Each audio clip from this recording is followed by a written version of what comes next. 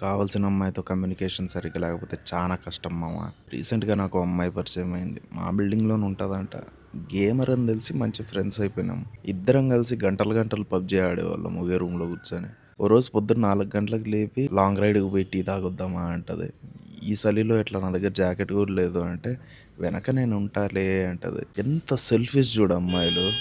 వెనకాల నువ్వు ఉంటావు, ముందర సంకనాకి బేది నేనే అన్న. తలకాయ కొట్టుకొని వెళ్ళిపోయింది. 2 రోజుల తర్వాత మెసేజ్ పెట్టింది, I can be your daddy if you can be my sugar daddy అని. నాకు షుగర్ ఉందన్న విషయం ఈ పిల్లకి ఎట్ట తెలిసింది? హెల్త్ ఇష్యూస్ మీద ఎవరైనా జోక్ చేస్తారా? నాకు కోపం వచ్చి రెస్పాన్స్ కూడా ఇలా. మళ్ళీ ఏం జరగనట్టు మొన్న మెసేజ్ చేసింది, రెడ్ ఫ్లవర్ ఇస్తే ఏం చేస్తావు ఈ లవ్ డే అనింది. అన్నీ లవ్ డే అంటావా అని అమ్మనా బూతులు తిట్టేసిన. మనకు రాని బూతులా చెప్పు, నువ్వు సింగల్గానే చేస్తావు రా అని వెళ్ళిపోతుంది. ఏదో మనకి తెలియని విషయం చెప్తున్నట్టు. మా తాత పిల్లప్పుడే చెప్పినాడు నాకు, ప్రతి ఒక్క మనిషి ఒంటరిగానే పుడతాడు, ఒంటరిగానే చేస్తాడని.